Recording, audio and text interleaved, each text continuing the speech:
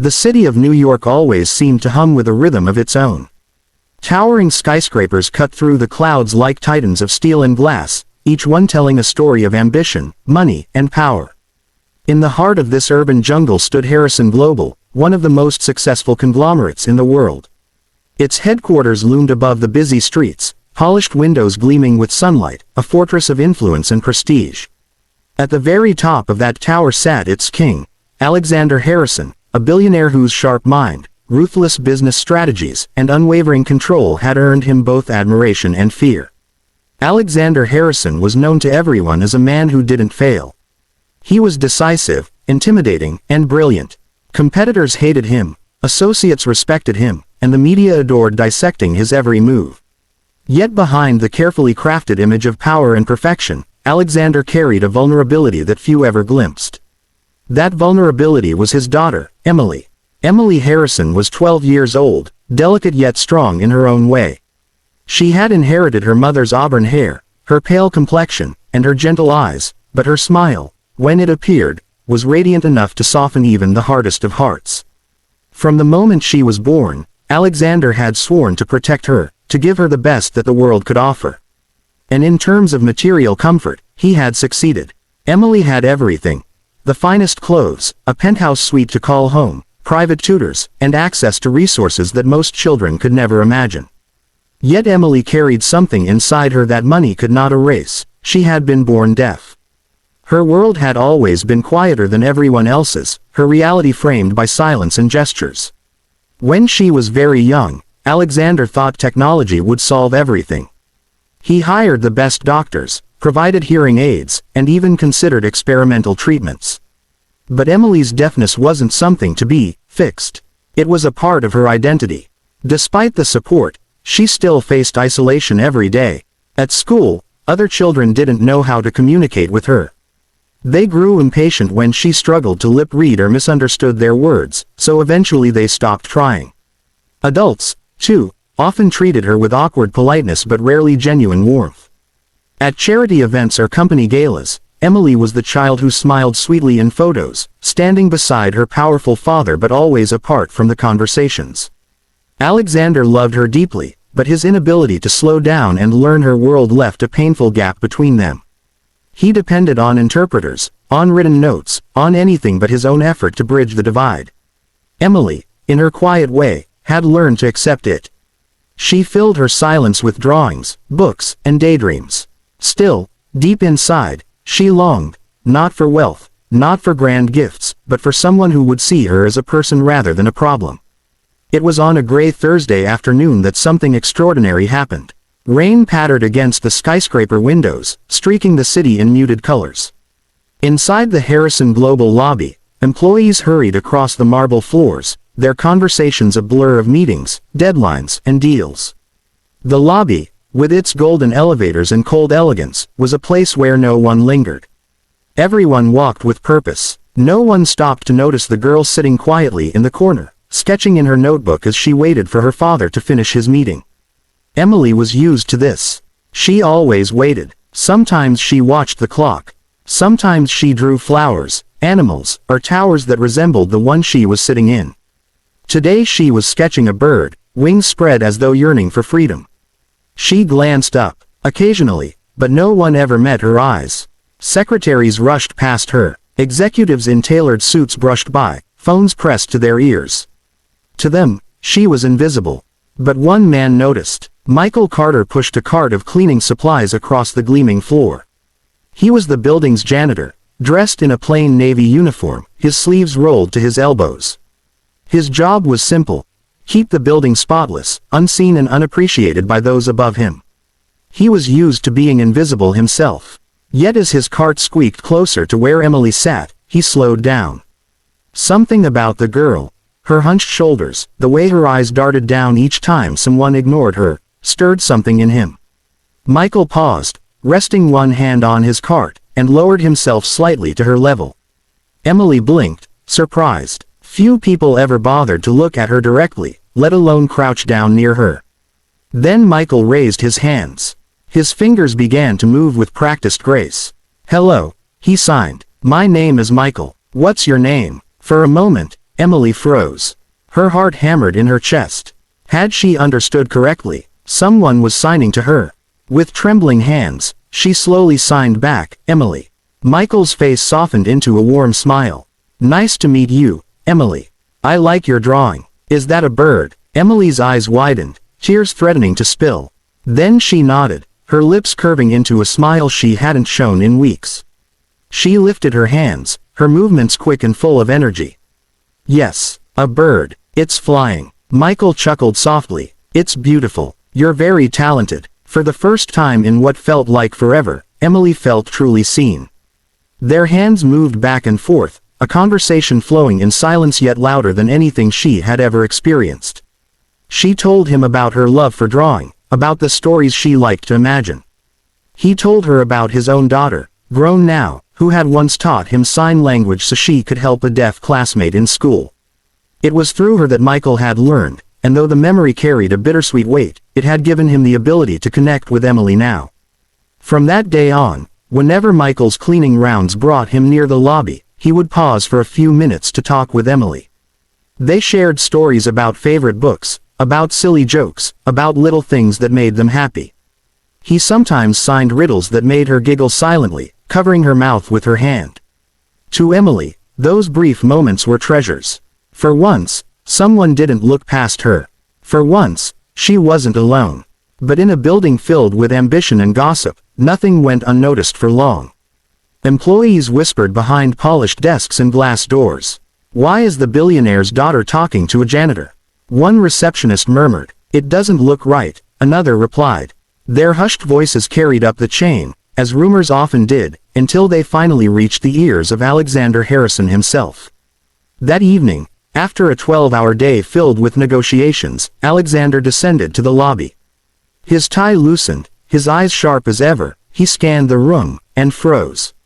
There, in the corner, was his daughter, her face alight with joy, her hands moving rapidly as she signed with Michael Carter. She was laughing silently, but with a sparkle he hadn't seen in her for years. Alexander's chest tightened. He dismissed his assistants with a curt nod and strode toward them, his polished shoes echoing on the marble floor. Emily looked up, startled. Her hands fell to her lap. Michael straightened instantly, respectful but unflinching. "What's going on here?" Alexander's voice was clipped, carrying the weight of command. Emily hesitated. She looked at her father, then at Michael, her small hands trembling as she raised them. "He's my friend," she signed. Alexander's brow furrowed. The gestures meant nothing to him. He hated the sting of ignorance that shot through him in that moment. He turned his attention to Michael instead. "Mr. Carter, is it?" His tone was cold. "I believe your duties don't include entertaining my daughter." Michael's heart raced, but he held Alexander's gaze. "With respect, sir, I wasn't entertaining her. I was talking to her. She needed someone to listen." The words struck deeper than Alexander wanted to admit. His jaw tightened, his pride swelling like a shield. Without another word, he dismissed Michael with a sharp, "Return to your work." Michael gave a small nod and quietly pushed his cart away. Emily's shoulders slumped. She turned from her father, her eyes filling with tears she refused to shed.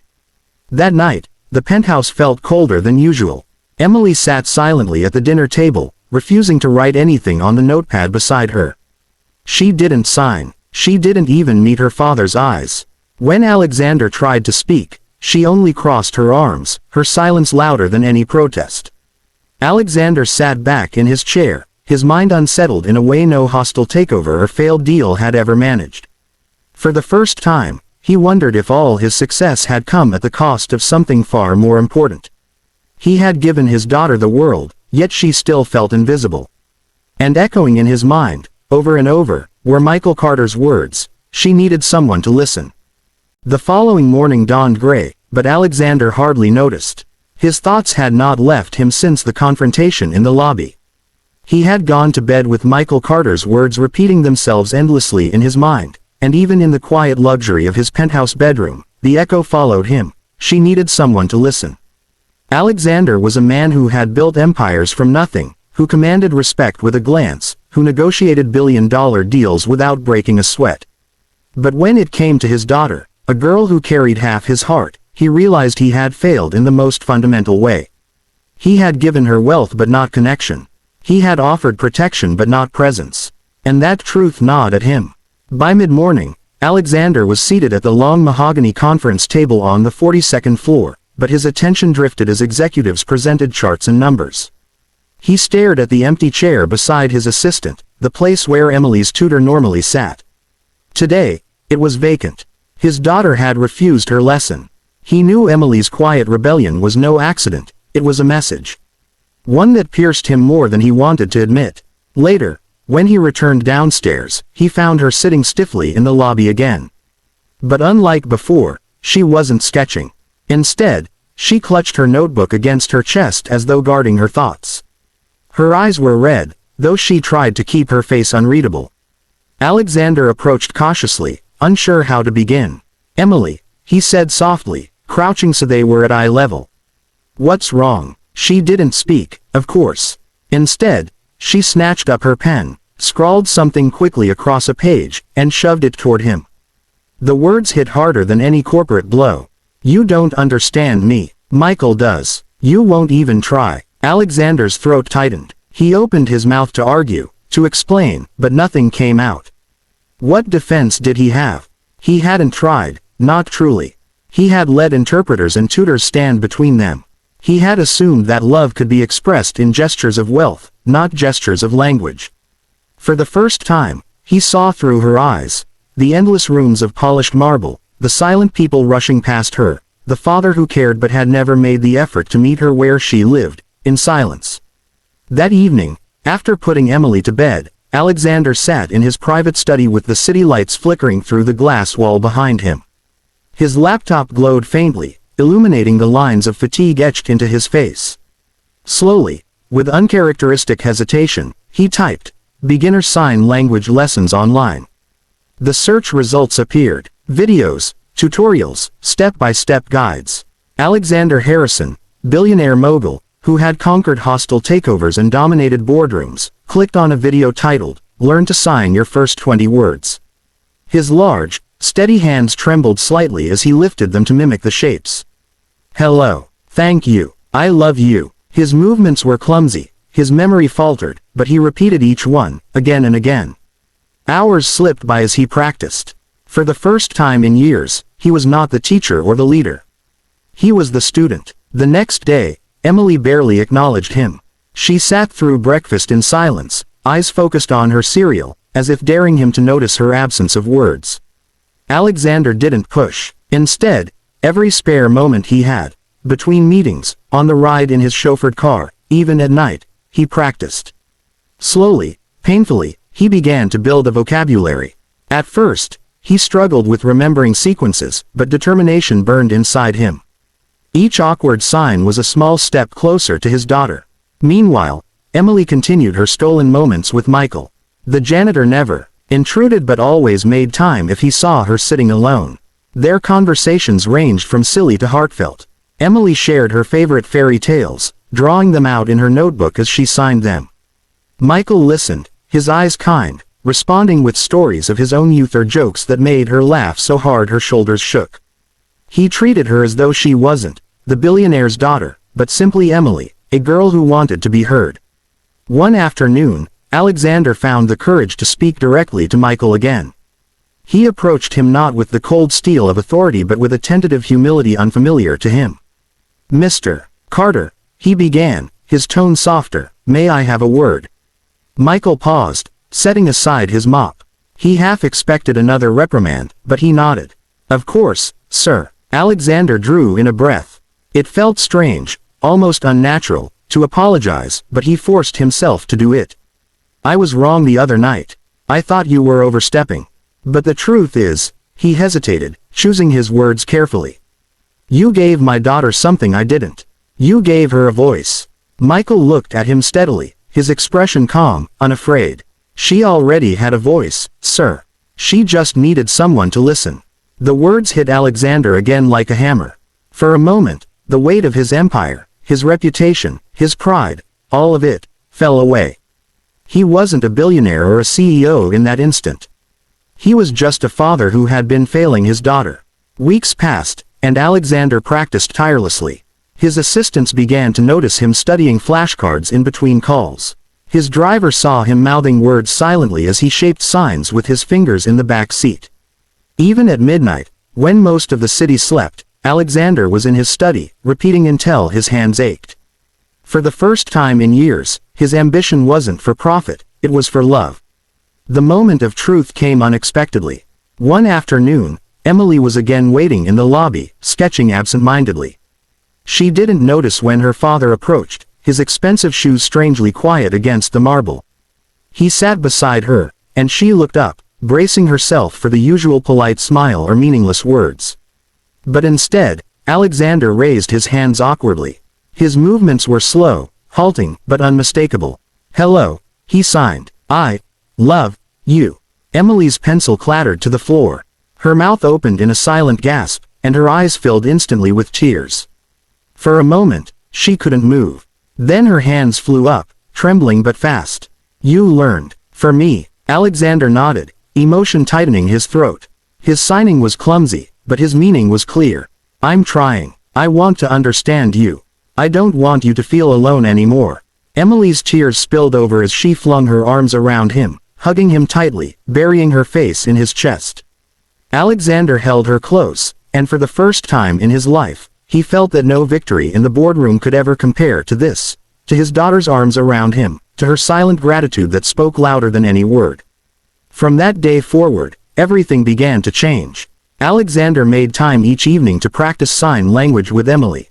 She became his teacher, correcting him when his movements were sloppy, laughing when he accidentally signed the wrong word. Their conversations grew richer. For the first time, Alexander heard his daughter's dreams, her desire to become an artist, her love for animals, her frustrations about always being overlooked. He listened, truly listened, and the bond between them deepened. Michael, though he kept to his work, noticed the change. One afternoon, as he cleaned the lobby, he saw father and daughter signing animatedly to one another. Emily was laughing, radiant in a way she had never been before. Alexander caught Michael's eye and gave him a nod, a silent acknowledgement of gratitude. Michael simply smiled and returned to his work, content. But Alexander's efforts didn't stop with his daughter. Realizing how much he had overlooked, he began making Harrison Global more inclusive. He hired interpreters for company events, encouraged staff to learn basic sign language, and implemented programs to support employees with hearing impairments. For the first time, his empire wasn't just a monument to profit, but a place where people felt seen. Emily, once the lonely girl in the corner, blossomed. She grew more confident, sharing her art with her father, even sketching designs for his office. She no longer dreaded accompanying him to work. Instead, she looked forward to the moments they would spend signing together. She still greeted Michael with a cheerful hello whenever she saw him, never forgetting the man who had first given her the gift of being heard. For Alexander, life had changed. The ruthless CEO who once thought money could solve everything now understood that love required something else entirely: effort, humility, and the willingness to step into another's world. And so, amid the towering skyscrapers and bustling boardrooms, a new story unfolded, not of deals or dollars, but of a father and daughter finally finding their way to each other. In the quiet language of hands and hearts, they discovered what neither wealth nor power could ever provide: true connection.